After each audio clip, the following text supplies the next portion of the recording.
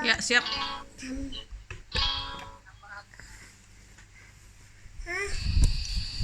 Halo Bapak Ibu semua, Belum. kita bersyukur kepada Allah Yahweh. Hari ini kita perdana, kita akan mulai ibadah Jum di pertengahan minggu, itu dalam rangka mendalami atau sharing-sharing firman. Jadi bela ini di awal ini kita semakin mengenal Abah Yahweh, rancangan Abah Yahweh dalam hidup kita. Kita tidak mengerti rancangan Tuhan, yang penting kita selalu ikut apa yang digerakkan, kita lakukan. Seperti Jumat yang lalu kita mulai RF Jum, dan sekarang kita juga adakan pertengahan Jum karena ini sudah lama dirancangkan, sudah lama direncanakan, tapi baru hari ini kita akan mulai. Sebelum kita mulai, mari kita berdoa. Pertolongan kami datangnya daripada-Mu ya Bapa Yahweh Elohim Sabaoth, Elohenu Abraham, Ishak dan Israel, yang kami puji, kami sembah di dalam nama Adonai Mesias Yeshua HaMashiach. Diberkatilah Engkau ya Bapa Yahweh Elohim kami, yang menguduskan kami dengan perintah-perintah-Mu dan memberikan kami hari-hari untuk kami lalui siang dan malam. Dan saat ini kami mengucap syukur di hari yang baru ini Bapa. Kami boleh masuki hari yang baru dan kami boleh berkumpul bersama-sama sekalipun lewat media Zoom ini Bapa. Engkau adalah maha hadir dalam hidup kami, Engkau ada bersama dengan kami di tempat ini. Terima kasih buat sepanjang hari ini, kami boleh merasakan kasih setia-Mu, kami menikmati berkat-berkat anugerah-Mu, dan hari ini, di hari yang baru ini, kami bersatu hati duduk diam di dalam hadirat-Mu untuk membawa korban puji-pujian ucapan syukur kami kepada-Mu. Turunlah pengurapan dari tahta kudus-Mu, turunlah para malaikat-Mu membawa salam alaihim bagi kami. Pengurapan-Mu mentahirkan mulut bibir kami, roh jiwa tubuh kami, melayakkan kami menghampiri-Mu di hari yang baru ini. Dan malaikat-Mu membawa korban puji-pujian penyembahan kami ke hadirat-Mu menjadi dupa yang harum menyenangkan hati-Mu. Terima kasih Bapa, biarlah setiap sinyal dari tempat yang jauh sampai saat ini ada dalam kendali para malaikat-Mu, sehingga tidak ada gangguan sinyal apapun. Dan kami boleh memuji menyembah-Mu, kami boleh sharing firman-Mu, sungguh-sungguh meneguhkan, menguatkan kami. Basem Adonai Yeshua HaMashiach, Yahweh Sabaoth. Haleluya. Amin. Mari kita siapkan hati kita, kita akan melantunkan Shema Israel. Shema Israel, Yahweh Elohim,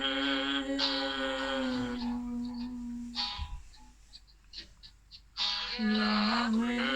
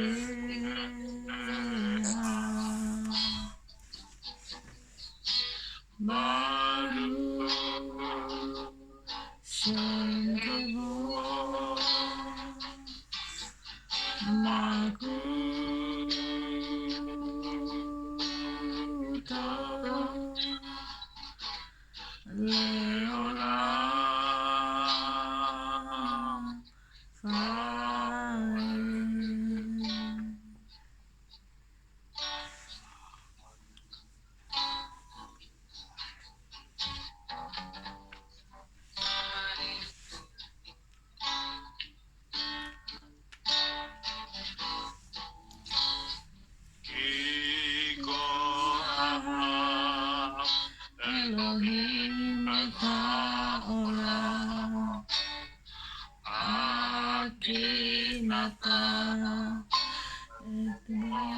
Yekido Mando Yapa Amin Bo Raika Aye Ola Kiko Aha Kiko aha Elohim eta olam Akinata Elohim Yekido Mago Yapa Amin Bo Elohim Aye Hallelujah, Hallelujah, hallelujah, hallelujah, amen. Hallelujah, hallelujah, hallelujah, amen.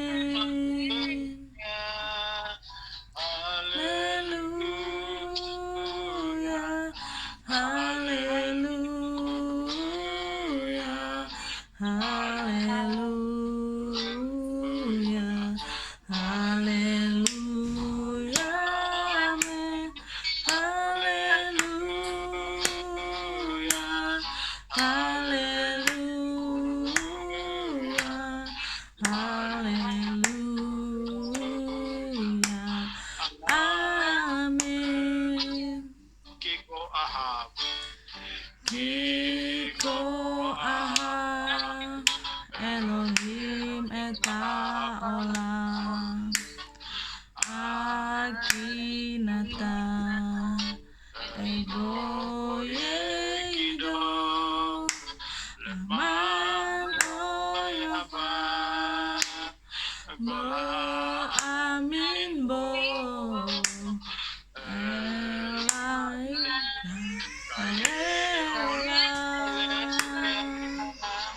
Hallelujah, hallelujah,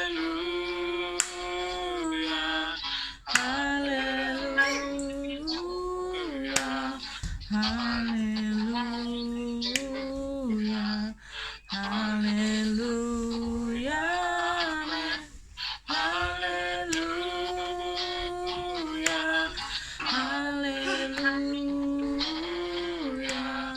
hallelujah, hallelujah, amen. Hallelujah, hallelujah, hallelujah,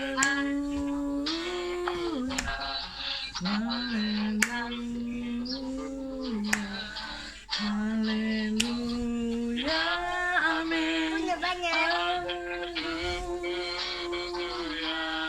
hallelujah, amen.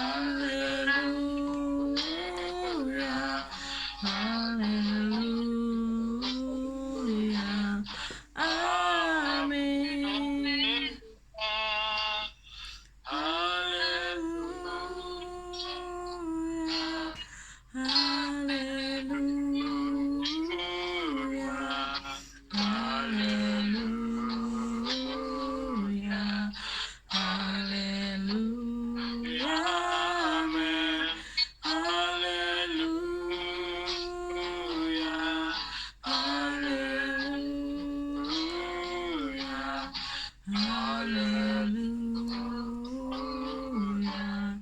Amin.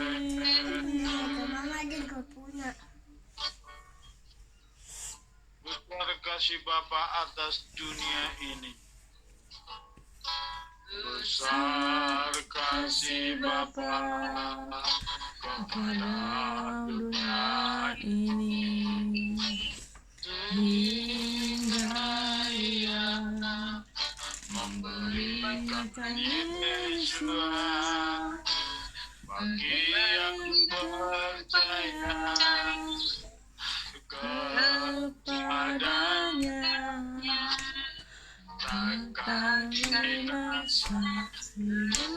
kekal. Besar kasih Bapa, Besar besar kasih Bapa kepada dunia ini. Dia memberikan Yesus bagi yang percaya kepadanya akan binasa hidup yang kekal. Haleluya, haleluya, haleluya,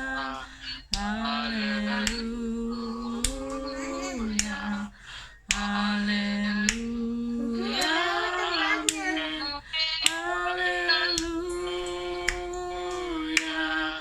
haleluya, haleluya, amin. Mari kita angkat tangan di hadapannya, katakan haleluya. Haleluya, haleluya, haleluya, haleluya, amin.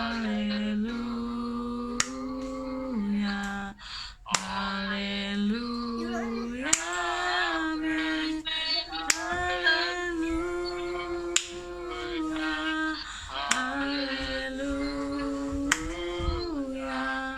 Haleluya,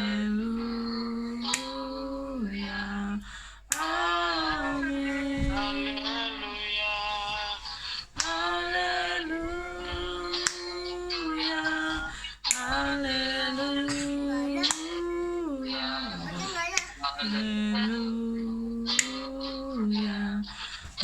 haleluya, amin. Haleluya,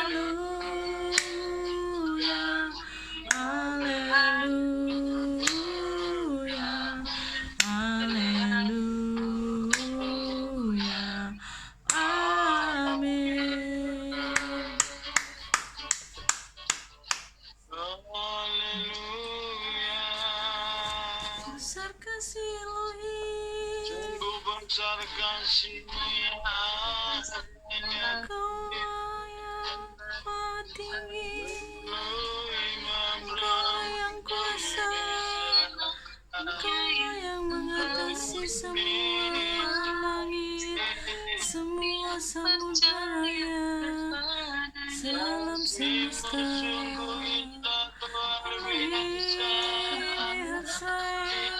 Elohim Ishak, Elohim Yakub, Elohim kami ya Yahweh Sebaot.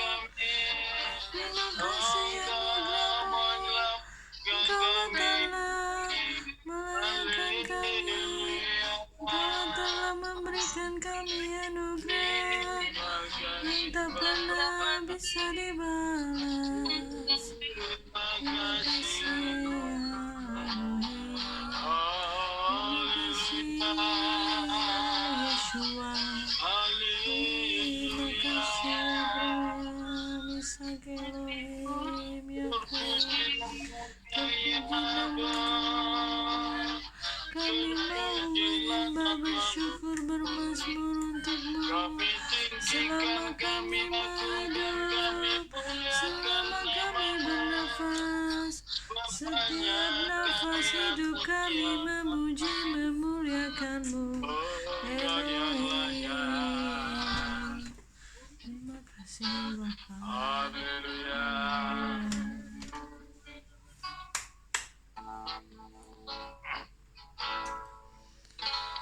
Yesus wa'alakan setami batu pada berkat kau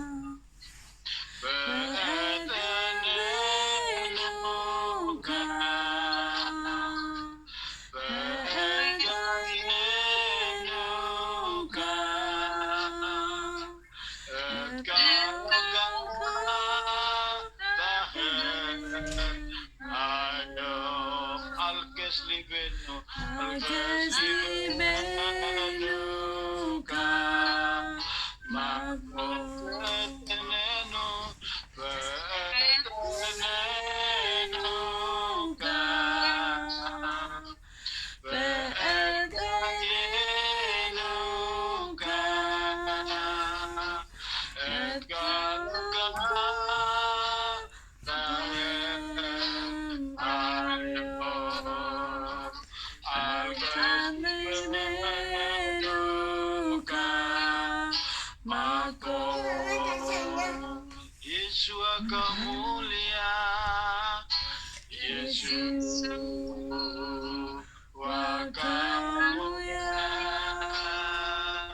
Anak domba yang tak bercela,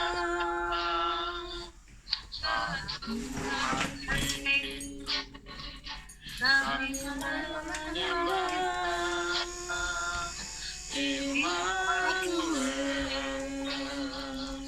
Baru kabar Bukalah mataku, bukalah mataku, pakailah hidup kami Bapa, pakailah hidupku, sucikan kami mempelaimu, sucikan mempelaimu. Bertanda di hatiku, bukalah mataku, bukalah mataku, pakailah hidupku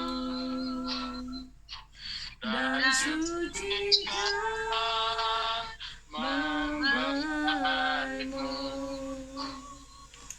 Bertatalah Di hatiku, bukalah mataku, bukalah mataku, pakailah hidupku dan sucikan mempelaimu. Bertatalah di hatiku, bukalah mataku, bukalah mataku, pakailah hidupku dan sucikan mempelaimu. Bertatalah di hatiku,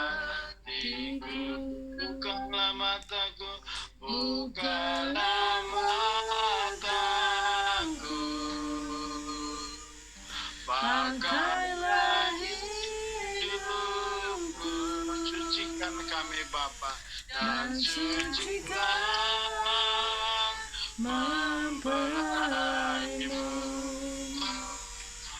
bertatalah di hatiku, bukalah mataku, bukalah mataku, pakailah hidupku dan sucikan mempelaimu.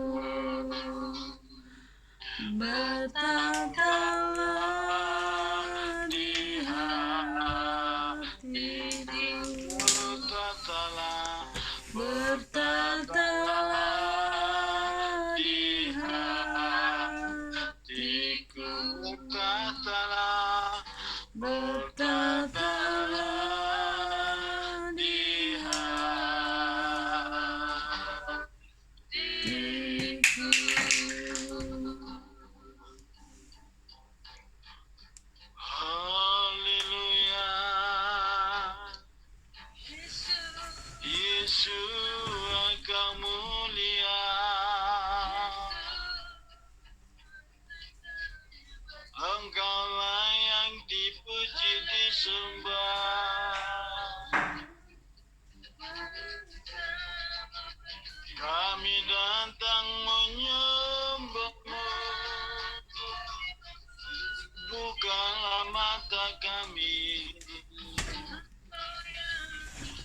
Sucikan hidup kami,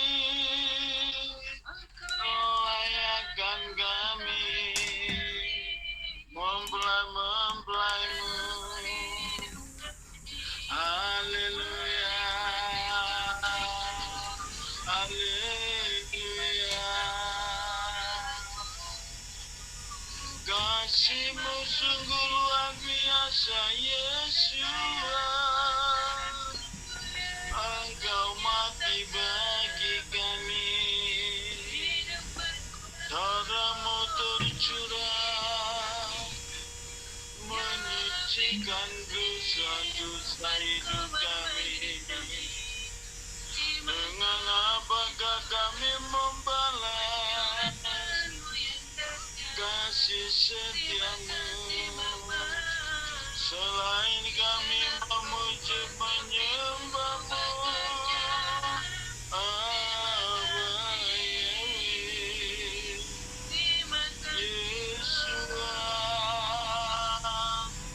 Engkaulah kekasih jiwa kami, Engkaulah juru selamat kami, Engkaulah yang menyelamatkan kami. Kami bersyukur apa yang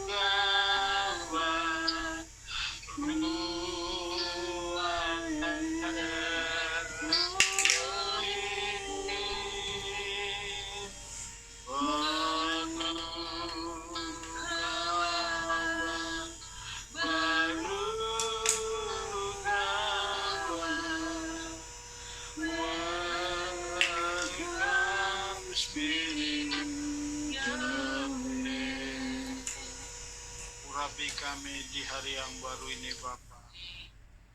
Kami merindukan-Mu, kami menanti-nantikan-Mu. Bapa, Engkaulah sumber kekuatan kami. Baru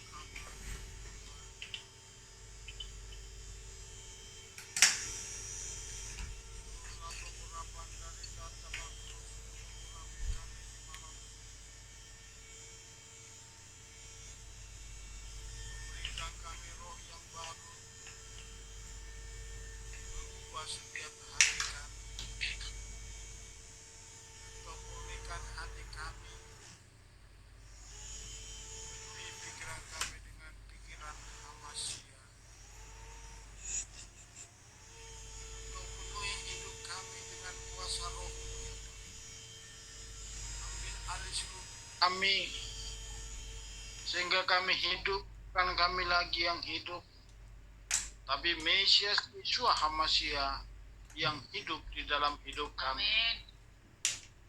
Engkau yang terus membentuk kami, mengurapi kami, menuntun kami hari lepas hari, membawa kami berjalan di jalan-jalan yang Kau tetapkan bagi kami, supaya kami terus ada dalam perkenanan-Mu Bapa, sampai Mesias datang di hari yang Kau tetapkan itu. Dan bila saat itu terjadi Bapa, Engkau dapati kami setia dan taat, hidup dalam iman percaya kepadamu, menjadi pelaku-pelaku Torah-Mu. Kami adalah bencana-bencana-Mu di akhir zaman ini. Kami adalah bait-Mu ya Bapa. Kuduskan, tahirkan seluruh kehidupan kami.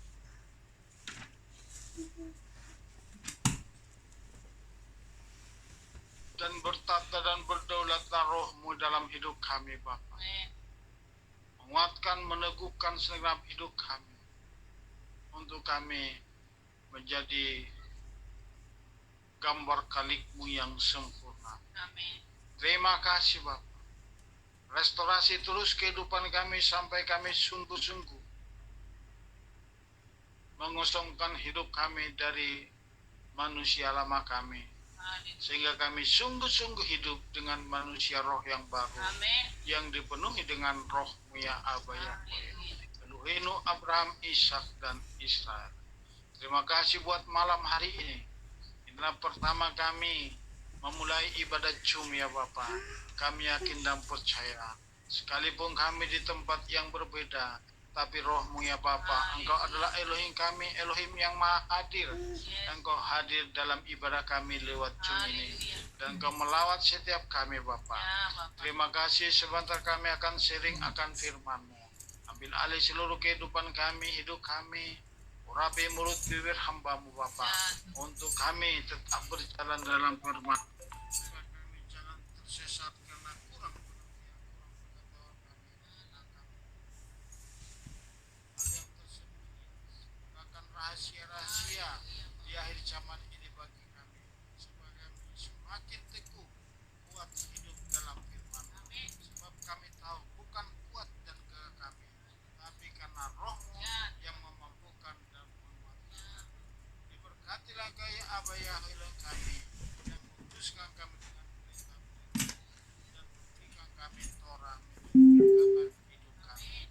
Sem Adonai Yesus HaMasyiah, kami siap menerima firman. Kita sama-sama. Amin.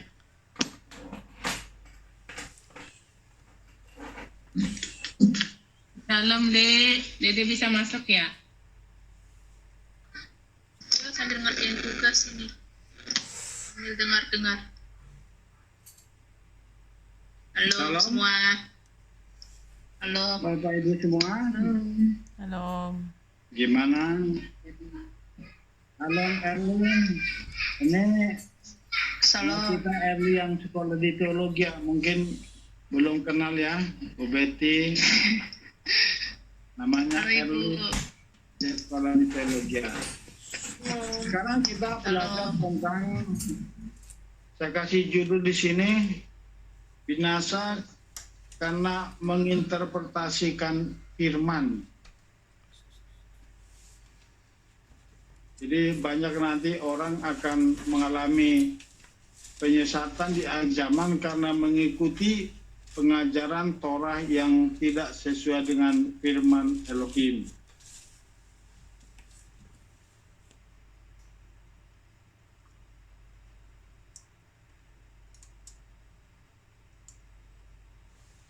Ada banyak saat ini pengajar-pengajar, termasuk guru-guru bapak-bapak gereja yang selama ini kita menerima pengajarannya. Jadi karena menafsirkan kitab perjanjian baru dengan pola-pola Yunani, tidak kembali ke akar yang benar, akhirnya banyak yang menjadi salah paham dan ngotot dengan apa yang mereka mengerti karena kurang memahami dapar Elohim atau Torah. Sekarang kita akan belajar bagaimana pendapat Petrus tentang tulisan-tulisan Paulus. Karena banyak tulisan Paulus itu dari kitab Roma sampai kitab Ibrani, itu semua banyak tulisan Paulus di situ yang sulit dipahami. Jadi kalau kita tidak kuat di dalam pengajaran, tidak kokoh di dalam firman, itu kita akan mengalami penyesatan atau mengalami kurang pemahaman. Akhirnya Petrus mengatakan bahwa di akhir zaman banyak orang yang akan menafsirkan firman dengan keinginannya sendiri atau interpretasi, menafsirkan firman sendiri dengan keinginannya sendiri untuk kepentingannya sendiri. Hanya Pak, itu membawa kebinasaan akan dirinya sendiri. Sebab ada firman mengatakan umatku binasa karena kurang pengetahuan. Jadi ini banyak saudara kita sekarang ngotot dengan pengajaran-pengajaran yang lama. Sementara kita sekarang sudah kembali ke pola Ibrani. Kenapa kita harus kembali ke pola Ibrani? Karena pola Ibrani inilah pola yang paling tepat. Dengan satu alasan. Karena Torah atau firman Tuhan atau yang kita kenal selama ini hukum Taurat itu diberikan kepada bangsa Israel. Bukan kepada bangsa Batak, bukan kepada bangsa Afrika atau bangsa-bangsa lain. Jadi dan itu ditulis juga dengan bahasa Israel juga, itu bahasa Ibrani.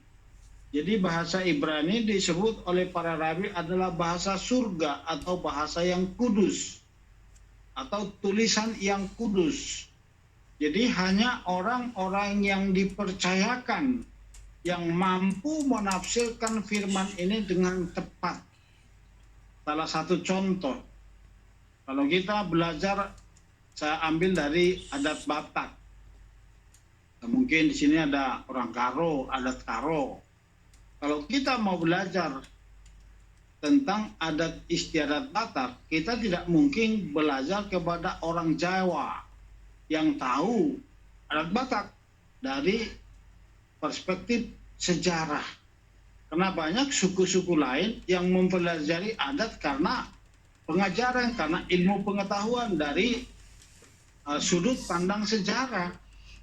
Tapi makna hakiki untuk kita mengerti adat Batak, kita harus belajar kepada orang Batak yang terlebih yang memelihara adat istiadat Batak itu khususnya di tanah Batak sana, itu di Pulau Samosir. Di Pulau Samosir pasti kita dapatkan makna hakiki dari adat istiadat Batak. Kalau bagi orang Batak yang di perantauan itu pasti udah keluar dari hakiki. Jadi ini yang perlu kita pelajari saat ini. Kenapa? Mengapa di akhir zaman kita kembali ke pola Ibrani, kita kembali ke akar Ibrani. Karena ini salah satu alasannya. Firman ini dipercayakan kepada orang Ibrani, itu orang Israel. Dan firman ini ditulis oleh Tuhan sendiri dengan tangannya sendiri, dilanjutkan oleh Mose dan para nabi dan oleh para rasul dengan tulisan Ibrani. Jadi itu makanya kita harus kembali dengan pola Ibrani. Jadi ini yang perlu kita sadari, kenapa harus kita kembali, kenapa banyak saudara-saudara kita sekarang tetap mempertahankan pola-pola yang lama, nanti kita akan bahas di bawah. Tapi kenapa kita sekarang harus ekstra ketat, kembali berbalik. Bukan kita menyembang sedikit, tapi langsung balik arah. Kembali ke akar. Jadi bukan menyimpang, tapi harus berbalik. Boleh dibaca firman-Nya 2 Petrus. Jadi ini kita sekarang membahas tentang tulisan Paulus yang sulit dipahami. Jadi untuk menafsirkan tulisan Paulus, kita harus berpikir seperti pikiran Petrus. Jangan kita asal-asal menafsirkan. Pokoknya kata orang Batak yang di Jawa sana. Itu kan kalau orang Batak yang di Pulau Jawa itu kan pokok E, itu udah ngomong pokok E juga. Jadi bukan pokoknya aku mengerti bahwa Paulus telah menulis hukum Taurat sudah dibatalkan. Bersunat tidak penting lagi. Tapi mari kita pikirkan, milikilah sekarang, bikin dulu pikiran kita secara pikiran yang netral. Dikosongkan dulu, baru kita bisa menangkap apa maksud Petrus tentang tulisan Paulus. Boleh dibaca, dimulai dari siapa saja? Boleh Bu Betty? 2 Petrus 3 ayat 12. 2 Petrus 3 ayat 12 sampai 18. Sambil menanti dan menyegerakan kedatangan hari Elohim, yang olehnya langit akan lebur dengan terbakar api, dan anasir-anasir akan meleleh dengan terbakar panas yang membara. Dan sesuai dengan janjinya, kita sedang menantikan langit baru dan bumi baru, yang di dalamnya kebenaran akan berdiam. Oleh sebab itu, hai yang terkasih, selagi menantikan hal-hal itu, berusahalah sungguh-sungguh agar didapati oleh Dia dalam damai sejahtera tanpa noda dan tanpa celah.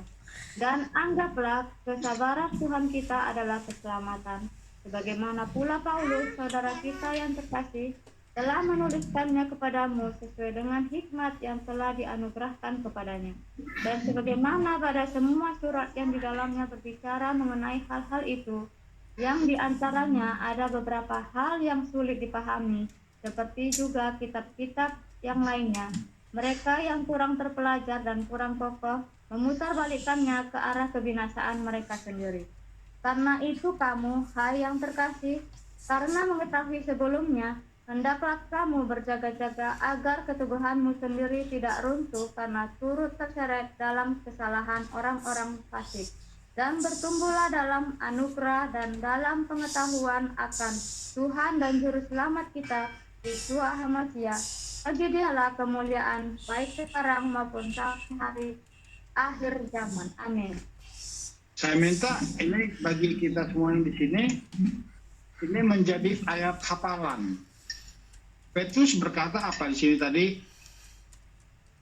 Orang banyak menafsirkan, makanya saya kasih judul ini apa? Binasa karena menginterpretasikan firman atau menafsirkan firman dengan keinginannya sendiri atau kepentingannya sendiri. Jadi kita harus memiliki pemikiran Petrus. Petrus menangkap ini. Banyak ada hal-hal yang sulit dipahami dari tulisan-tulisan Paulus. Jadi yang menafsirkan dengan iman yang tidak teguh, itu ujungnya nanti apa? Untuk kebinasannya sendiri. Makanya itulah yang dipegang oleh bapak-bapak atau saudara kita yang masih tetap bertahan dengan pola Kristen saat ini. Jadi mereka kembali ke pola-pola yang lama, padahal itu beda. Nanti akan kita bahas tentang perjamuan dan sunat di bawah ini. Jadi saya minta ya kita yang ada di Kudjum ini dan semua yang di KPI kasih mula-mula harus nangkap ini. Harus jadi hafalan atau ini harus ingat terus ini firman ini.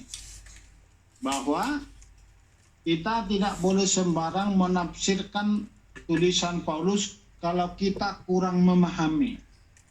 Jadi kalau baru-baru di Mesianik dulu 10 tahun yang lalu kita belajar Hayesod atau Pondasi Ibrani, dikatakan judulnya ada 2 topik. Paulus manusia misteri dan Paulus yang susah dipahami. Jadi sekarang saya dapat lagi apa? Tentang tulisan Petrus ini. Jadi selalu harus kita berpegang pada Petrus. Dapat ditangkap ya? Jadi ini saya minta jadi hafalan ini. Tulisan Petrus, jangan, artinya apa? Jangan sembarang menafsirkan tulisan Paulus, karena nanti akan ada orang yang binasa karena menafsirkan tulisan Paulus dengan tidak kokoh dan kuat imannya. Bisa ditangkap? Nah, kita lanjutkan ke bawah. Torah yang diterima oleh Mose di Gunung Sinai dari Abba Yahweh yang ditulis dengan jari Tuhan sendiri. Di dalam Torah ada sidik jari Aba Yahweh. Dari sini kita bisa tarik pengertian atau kesimpulan bahwa Taurat tidak bisa dipalsukan sama dengan ijazah kita dulu waktu sekolah. Kita dikasih sidik jari. Itu artinya apa? Ijazah tidak bisa dipalsu. Makanya sekarang Jokowi dibilang apa? Ijazah palsu. Jadi Taurat juga ditulis dengan tangan Tuhan sendiri. Artinya apa? Saya menafsirkannya secara pribadi. Itu artinya apa? Kalau dengan jarinya ditulis, artinya ada sidik jarinya di situ yang tidak bisa diterjemahkan atau dipalsukan. Khususnya 10 firman atau 2 loh batu. Kalau aturan-aturan yang lain, mispot, apa itu mispatim, 3 hal itu coba diingat. Mispatim, kukim, sama apa? Edot, harus hafal itu. Mispatim, hukim, dan edot itulah 3 bagian hukum Taurat atau Torah. Boleh dibaca Ulangan 9 ayat 10 sampai 11. Jadi Torah atau kita kenal selama ini hukum Taurat itu ditulis oleh jari Tuhan sendiri dan diberikan kepada Mose di Gunung Sinai. Jadi artinya firman itu tidak bisa dipalsukan atau tidak bisa diterjemahkan, harus tetap seperti aslinya. Itu makanya kita kembali ke akar Ibrani, karena firman tadi di pembukaan saya katakan firman ini diberikan kepada bangsa Ibrani, Israel, dan ditulis dengan berbahasa Ibrani.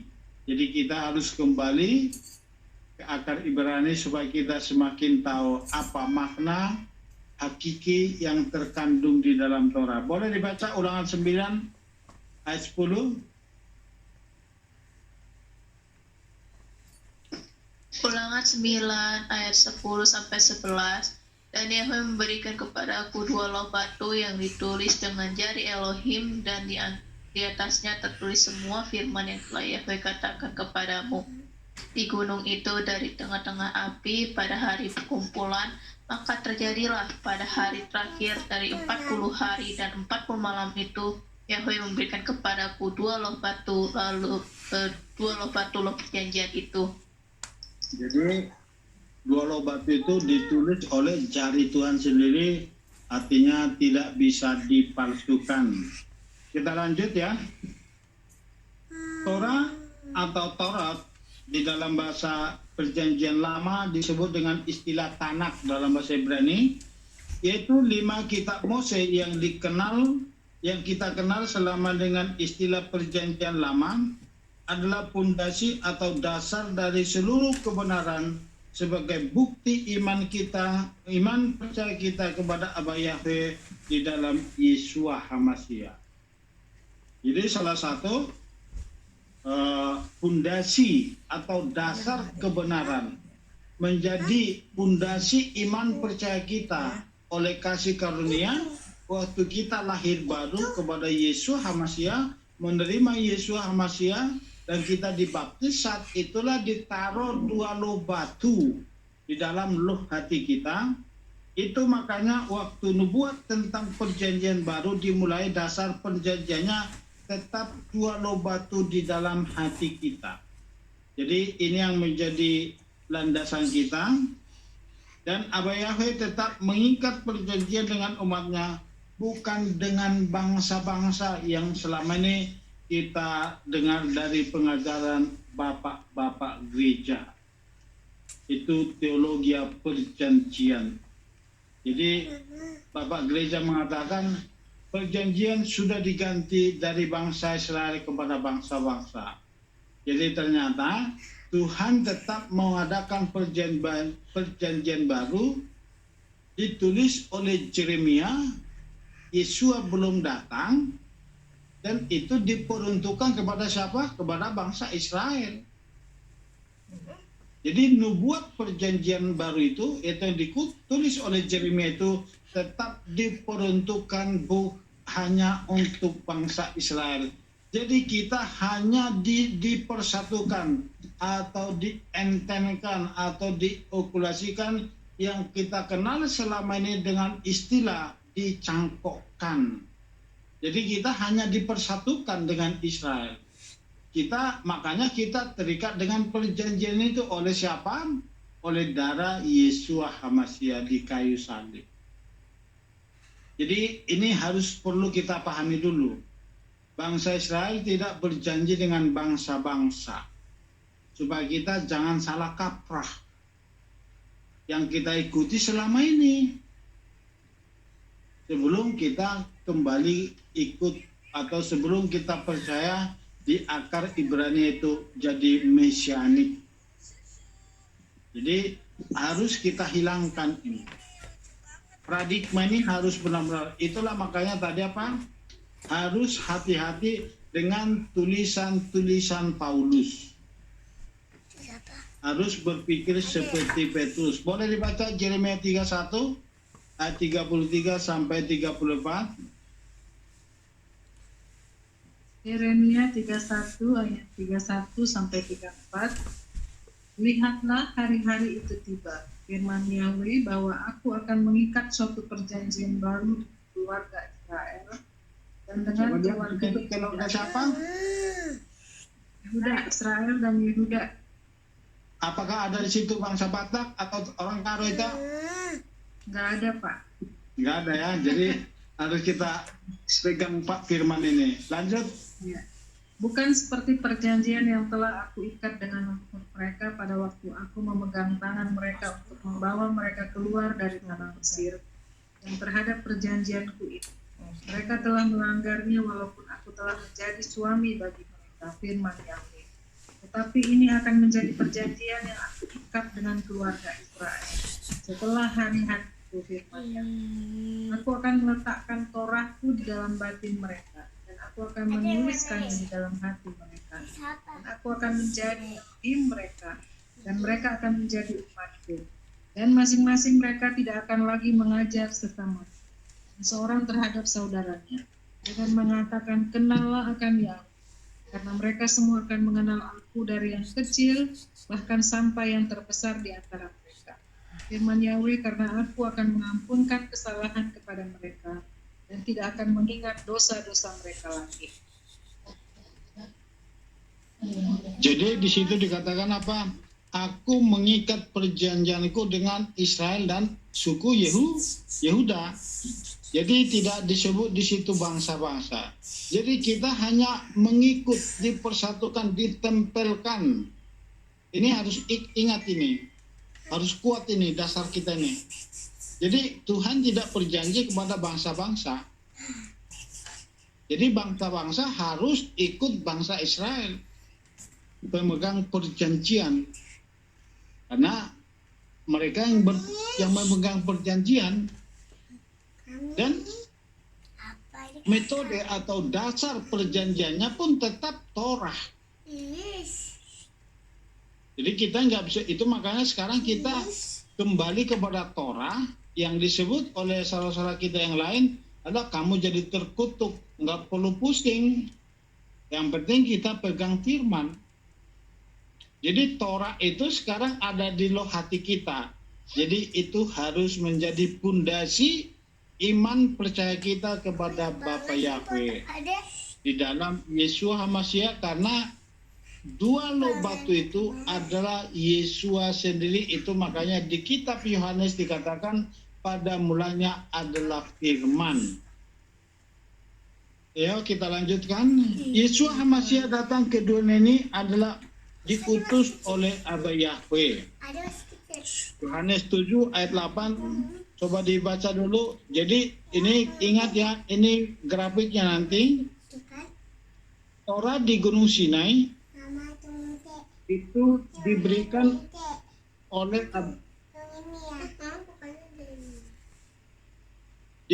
oleh Abba Yahweh kepada Musa. Nah, saya tarik dulu alur ceritanya. Baru Musa, habis itu Nabi Yeremia itu atau kitab para nabi bernubuat untuk perjanjian baru. Jadi zamannya gitu, Musa, para nabi, dan Yeshua HaMashiach datang. Yeshua HaMashiach datang, disitulah dimulai mesianik pertama, dimulai dari para rasul. Akhirnya terbukalah dari mesianik, terbukalah gereja, itu gereja ortodoks timur. Itu masih mengikuti pola Ibrani, yaitu ajaran para rasul.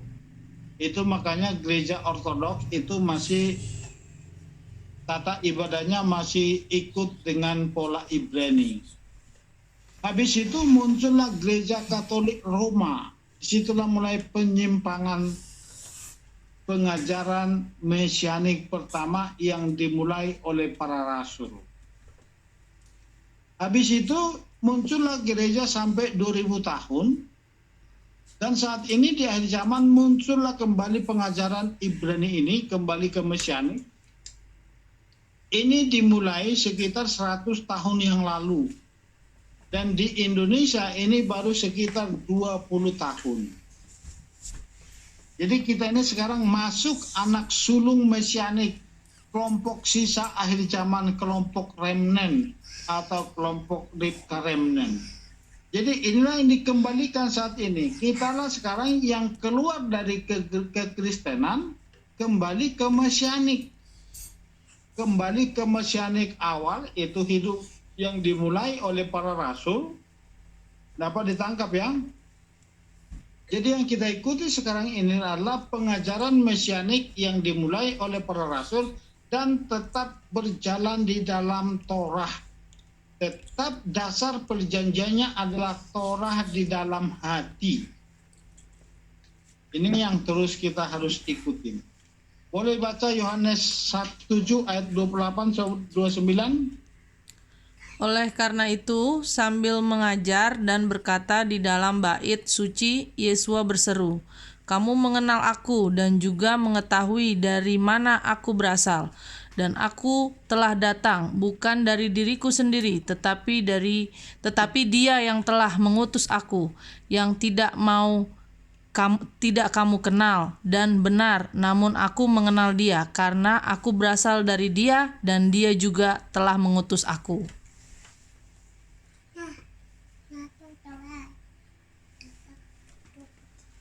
Jadi situ katakan, kamu mengetahui dari mana aku berasal, dan aku telah datang bukan dari diriku sendiri, tapi Dia yang telah mengutus aku. Nah ini lihat alurnya tadi. Bapak Yahweh memberikan Torah kepada Mose. Habis itu dilanjutkan oleh para nabi. Baru muncullah Nabi Yeremia bernubuat tentang perjanjian baru. Jadi dulu Torah itu baru di dua loh batu, di luar terus. Yeremia sudah bernubuat akan terjadinya suatu saat, yaitu saat Yesua datang. Ini yang dikatakan di Yohanes 7. Disitulah awal perjanjian baru ini.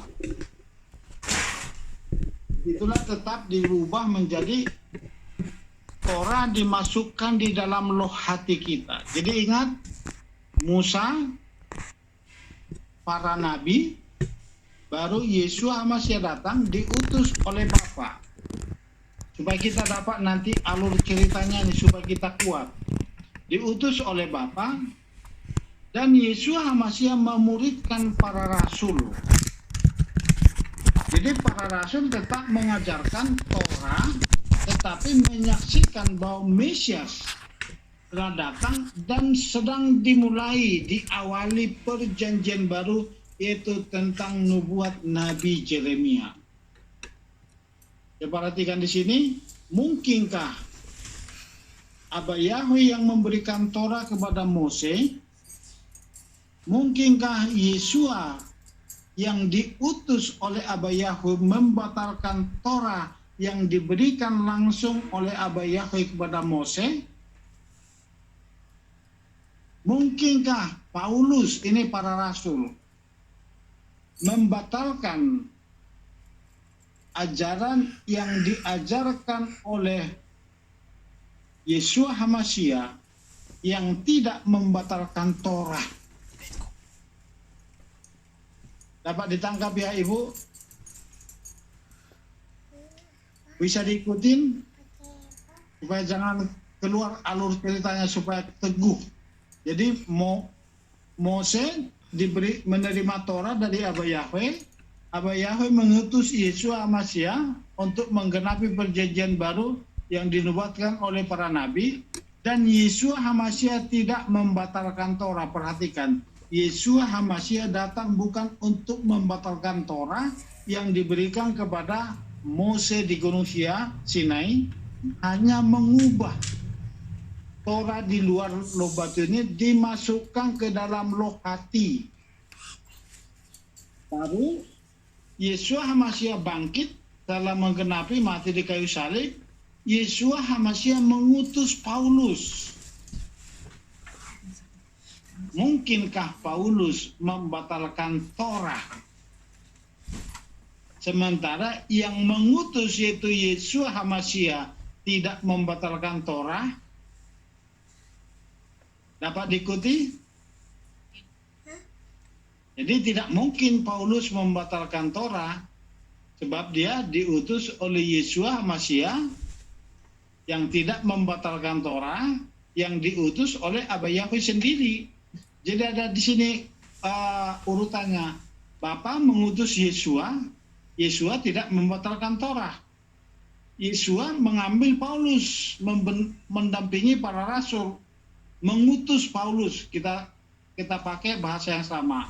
Yeshua mengutus Paulus untuk menyatakan bahwa perjanjian baru sudah dimulai. Makanya Paulus mengatakan dia rasul untuk bangsa-bangsa. Paulus tidak mungkin membatalkan Torah, sementara Yeshua pun yang mengutus dia tidak membatalkan Torah. Jadi ini harus kuat pegangan kita. Itu makanya tadi di awal dikatakan bahwa Petrus tidak mungkin. Makanya harus berpikiran seperti Petrus. Orang yang membatalkan Torah dengan berdalih tulisan Paulus, ujungnya nanti bisa binasa karena menafsirkan dengan cara yang kurang tepat. Kita lihat di bawah. Yeshua datang bukan untuk membatalkan Torah. Coba dibaca Matius 5:17 ayat 20.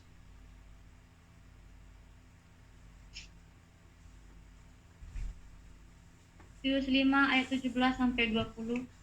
Janganlah mengira bahwa aku datang untuk membatalkan Torah atau kitab para nabi. Aku datang tidak untuk membatalkan, melainkan untuk menggenapinya.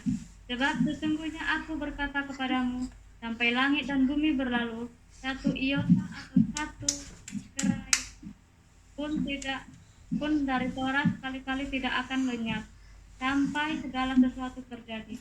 Oleh karena itu, siapapun yang mengabaikan satu dari perintah-perintah yang kecil ini dan mengajar orang-orang secara demikian, dia akan disebut yang terkecil di dalam kerajaan surga. Namun siapa yang dapat melakukan dan mengajarkannya, dia akan besar di dalam kerajaan surga. Sebab aku berkata kepadamu bahwa jika kebenaranmu tidak melimpah lebih banyak daripada para ahli kitab dan orang-orang Farisi, kamu sekali-kali tidak dapat masuk ke dalam kerajaan surga. Ya, dapat tangkap ya. Jadi itu ingat alurnya.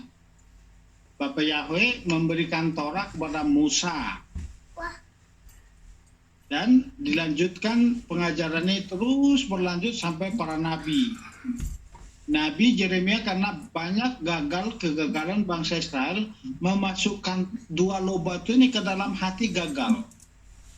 Sebenarnya Torah itu harus diterapkan di dalam hidup, masuk dalam hati, dan itu menjadi style hidup kita atau pola kehidupan kita sehari-hari untuk bangsa Israel saat itu. Datanglah Nabi Yeremia berfirman bahwa akan terjadi perjanjian baru, yaitu Torah harus dimasukkan ke loh hati yang paling dalam. Bukan lagi dua loh batu di luar. Nah, digenapi oleh Yeshua. Makanya dikatakan, aku datang. Artinya apa? Yeshua datang untuk menggenapi nubuat Nabi Yeremia. memulai perjanjian baru. Itulah mulai setiap orang yang percaya itu langsung ditaruh 2 loh batu di dalam loh hati masing-masing. Jadi dalam hati kita sekarang semua ada loh batu. Ada 2 loh batu di hati kita. Itulah yang menjadi pondasi atau dasar iman percaya kita kepada Yeshua HaMashiach. Makanya kalau kita belajar Torah harus tetap berpegang pada Yeshua HaMashiach. Jadi kalau Yeshua HaMashiach yang diutus oleh Bapa tidak membatalkan Torah, mungkinkah Paulus itu tadi ya, saya ulang-ulang dulu ini supaya matang semua, supaya nangkap. Mungkinkah Paulus membatalkan Torah sementara dia adalah utusan Yeshua HaMashiach? Mungkin atau tidak? Coba dijawab dulu. Tidak. Nah, jadi dari situ kita harus kuat ya. Nah, kita lihat tulisan Paulus. Tulisan Paulus yang kontroversi atau susah dipahami. Jadi ini harus kita tangkap pikiran Petrus tadi yang di atas. Jadi ada tulisan-tulisan Paulus. Tulisan Paulus itu dari kitab Roma sampai kitab Ibrani itu tulisan Paulus semua. Coba dicatat itu. Dari Roma sampai Ibrani itu tulisan Paulus. Jadi itu makanya jangan harus benar-benar kuat mengerti akan dasar Ibrani ini, mengerti akan pengertian yang dimaksud oleh Paulus. Jadi kita harus belajar kepada orang-orang Ibrani. Coba dibaca Galatia 6 ayat 15 tentang sunat. Kita belajar satu tentang sunat.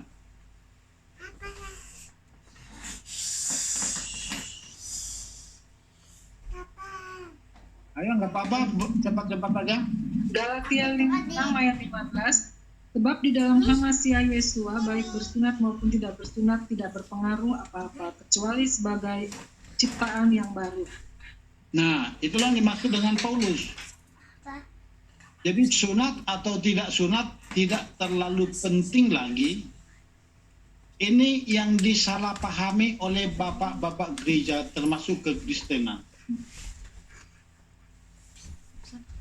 Jadi sementara saat itu kita lihat kontroversinya. Di bawah Paulus menyunatkan Timotius. Jadi bagi orang Yahudi, orang Israel darah daging, turunan secara darah, itu wajib sunat waktu lahir 8 hari. Tapi kita bangsa-bangsa tidak perlu, tapi wajib nanti. Yang penting kita buktikan bahwa Torah itu ada di dalam hati. Kalau kita nanti mau disunat itu tidak ada masalah, harus bisa disunat. Tapi yang paling penting kata Paulus apa? Buah-buah Torah yang ada di dalam hati kita ini yang paling penting. Jadi inilah yang disalahpahami oleh bapak-bapak gereja. Tidak ada lagi sunat.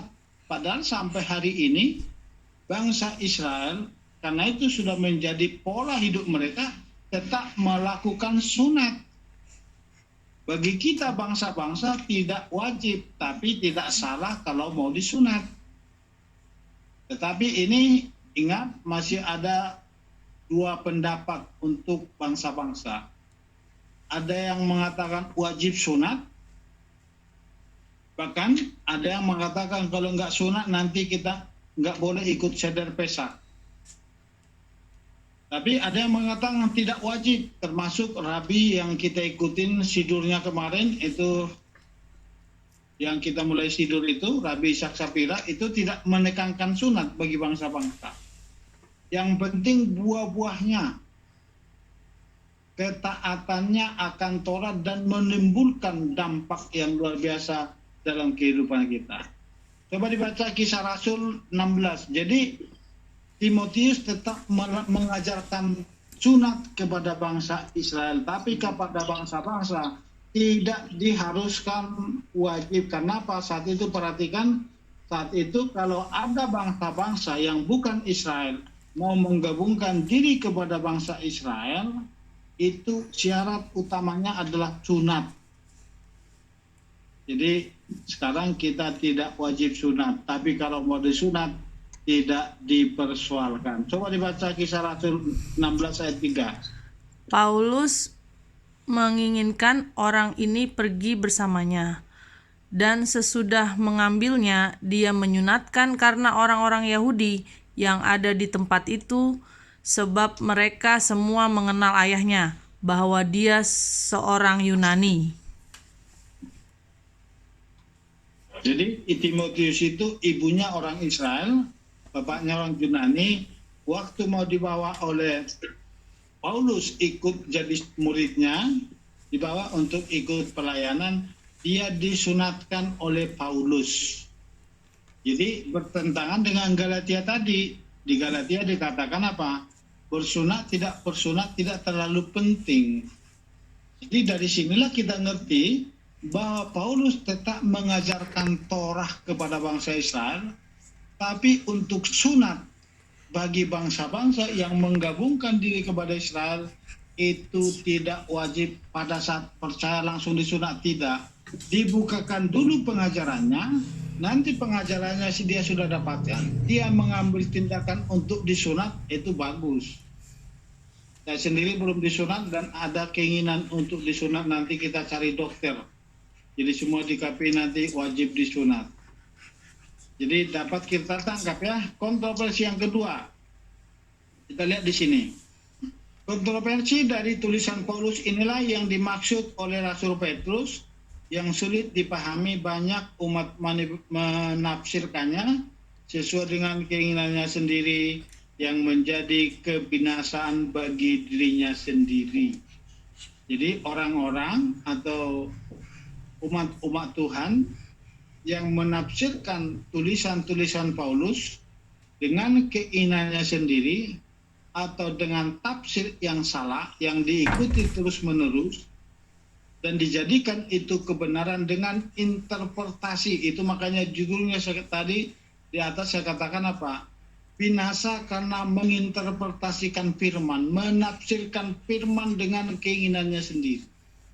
Ini ada nanti anak-anak Tuhan di hari zaman ini akan keluar dari kebenaran karena melakukan atau menginterpretasikan firman seturut dengan kehendaknya. Satu tadi apa? Tentang sunat. Kedua ini tentang perjamuan kudus. Boleh dibaca. Kita lihat ya. Saya baca dulu. Perjamuan kudus atau jamuan Paskah. Jadi perjamuan kudus itu diambil dari Seder Pesak atau jamuan Paskah. Jadi supaya kita di sini nggak ada lagi perjamuan kudus kan? Amin.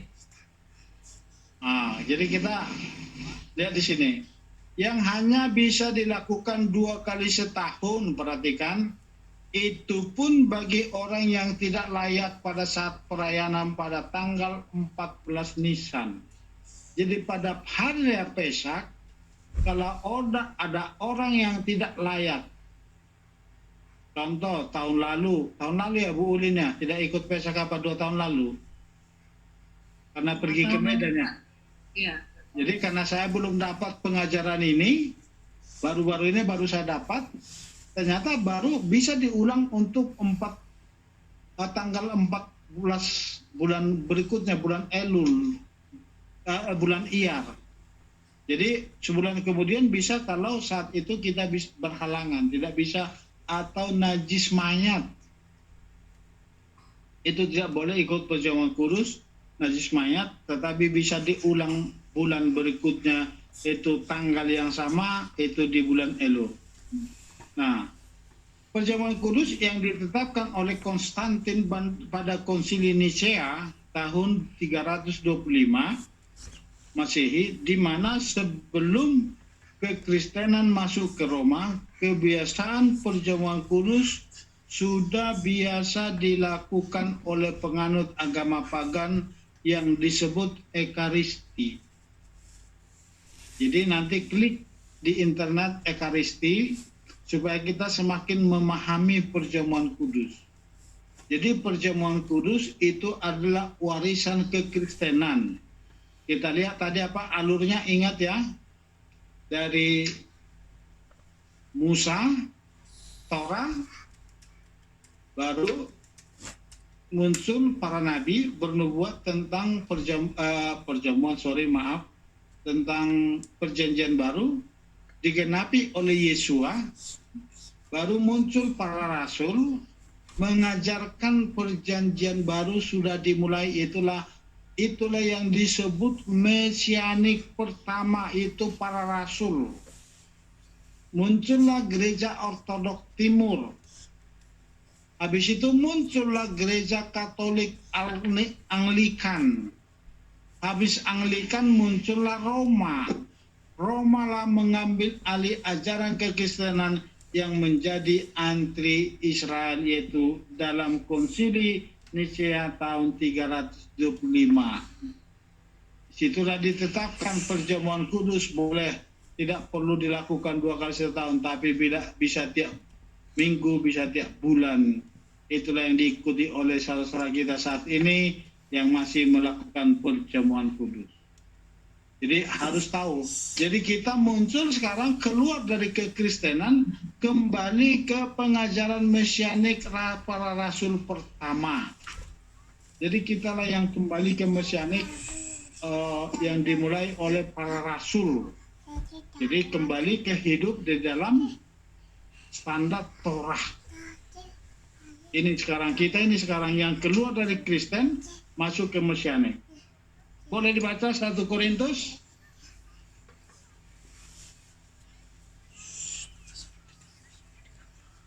Boleh. 1 Korintus 11 ayat 23 sampai 26. Sebab aku sendiri telah menerima dari Tuhan apa yang juga telah kuserahkan kepadamu, bahwa Tuhan Yesus pada malam ketika dia dihianati, dia mengambil roti, dan sesudah mengucap syukur dia memecah-mecahkannya dan berkata, ambillah, makanlah, inilah tubuhku yang dipecah-pecahkan ganti kamu, lakukanlah ini sebagai peringatan akan aku.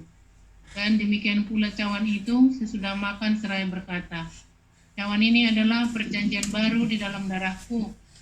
Lakukanlah ini sesering kamu dapat meminumnya sebagai peringatan akan aku. Sebab sesering kamu dapat makan roti itu dan minum cawan itu, kamu sedang memberitakan kematian Tuhan sampai dia datang.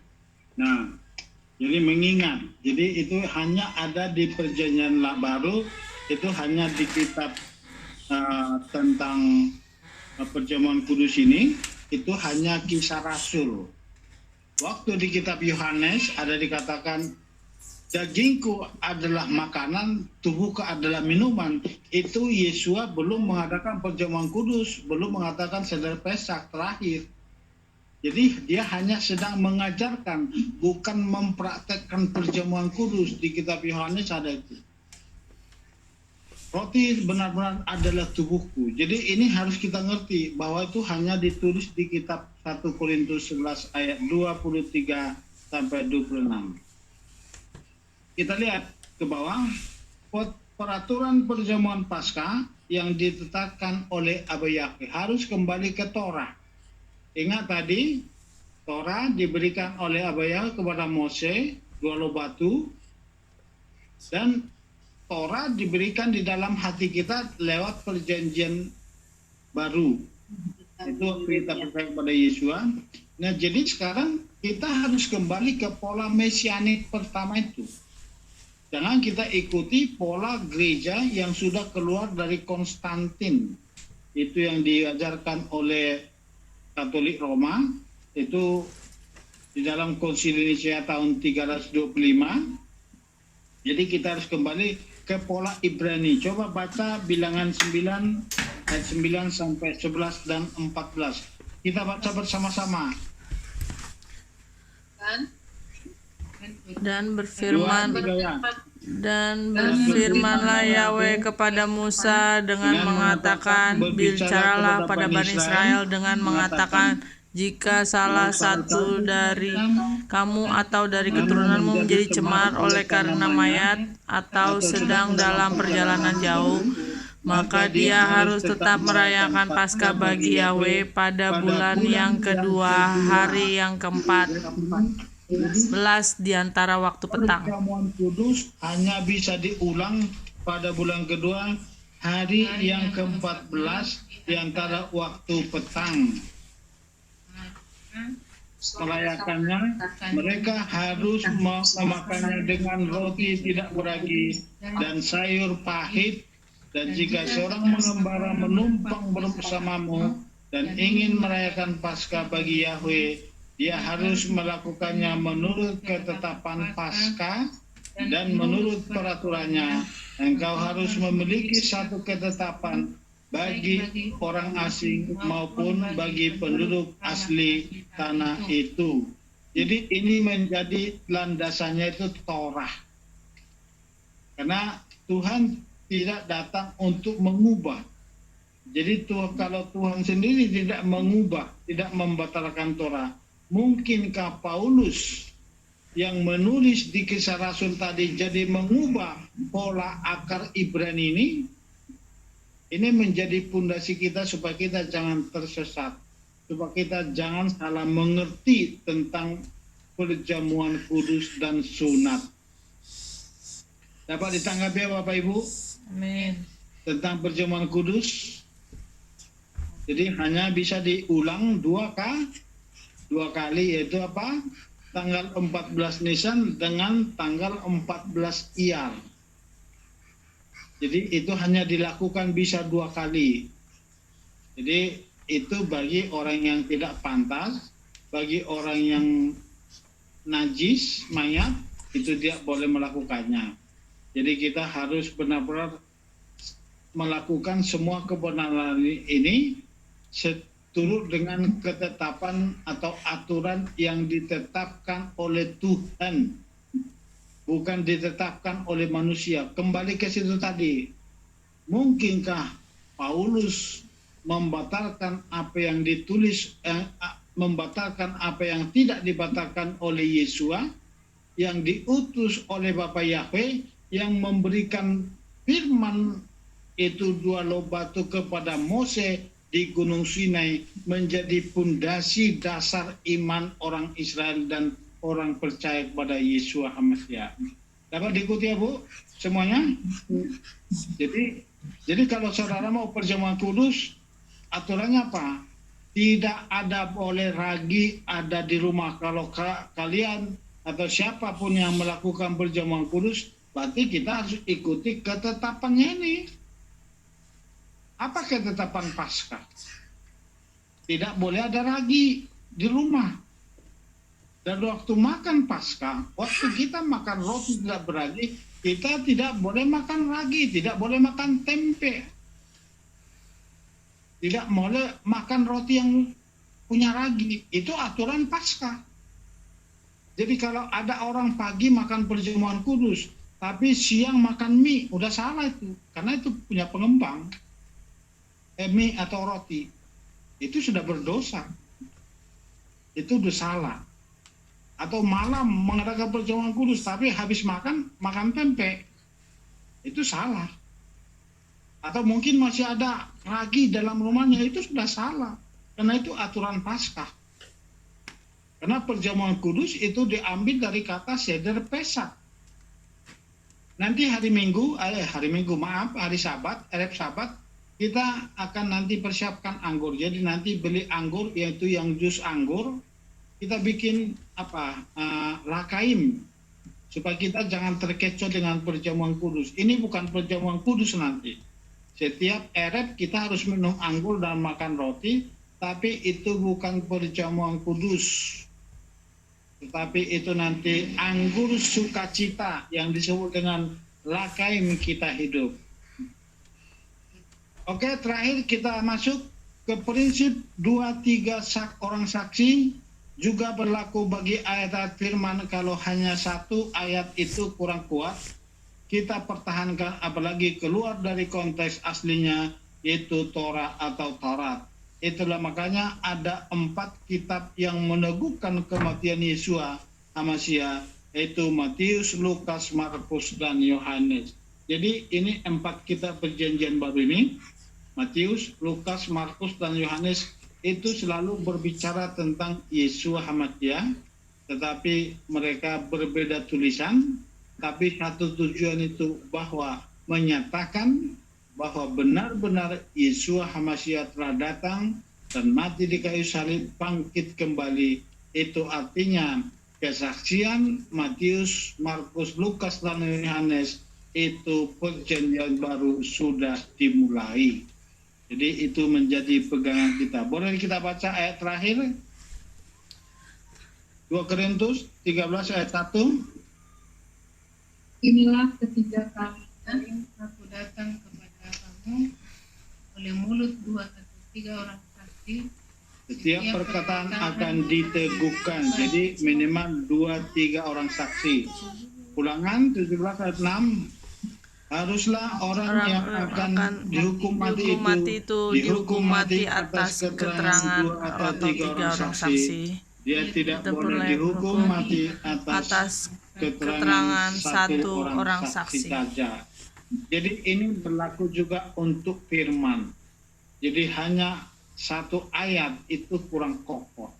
Kita harus kembali ke dasarnya. Itu tadi kita sudah belajar tentang sunat, bagaimana sunat tetap dijalankan oleh Paulus. Tetapi bagi bangsa-bangsa yang menggabungkan diri kepada Israel, itu tidak wajib disunat saat dia percaya, saat dia menggabungkan diri. Nanti setelah masuk, kita belajar Torah, setelah orang yang masuk ke dalam akar Ibrani belajar Torah, mau disunat itu baik, bahkan jauh lebih baik. Jadi ini yang pengajaran kita hari ini. Kita harus mengerti bahwa tidak gampang menafsirkan tulisan Paulus. Harus berhati-hati, kita harus memiliki pikiran Petrus. Jadi saya minta semua, kita yang di sini, Bapak Ibu semua, milikilah pikiran Petrus, supaya kita jangan salah menginterpretasi atau menafsirkan firman, ujung-ujungnya nanti kita menjadi binasa. Jadi kita harus hati-hati supaya kita jangan sesat atau kita jangan salah melakukan firman karena menafsirkan dengan keinginan kita sendiri. Termasuk beberapa saudara kita yang kembali ke pola gereja itu sudah percaya kepada Bapa Yahweh, sudah menguduskan hari Sabat, tapi masih perjamuan kudus. Itu artinya apa? Masih mengikuti ajaran-ajaran kekristenan. Sementara sekarang kini kita sudah keluar dari kekristenan, kita kembali ke mesianik pertama. Jadi kita sekarang kembali ke mesianik pertama, yaitu ajaran-ajaran yang diajarkan oleh Rasul Paulus dan para rasul yang tetap melandaskan Torah sebagai pondasi iman, yaitu Torah yang hidup di dalam Yesua HaMasyiah. Perjanjian baru tetap pondasi atau dasar perjanjiannya adalah 2 loh batu, tetapi ditaruh di dalam hati waktu bangsa Israel atau waktu Musa menerima Torah atau dasar perjanjiannya. 2 loh batu itu ditulis di 2 loh batu, tapi sekarang ditulis di dalam hati kita, atau 2 loh batu itu ditaruh dalam hati kita. Secara roh itulah Yesua HaMasyiah tinggal dan diam di dalam kehidupan kita menjadi firman yang hidup. Puji Bapa Yahweh, Bapa Yahweh memberkati kita semua. Haleluya, amin. Boleh kita sharing sebelum kita tutup. Oke, silakan.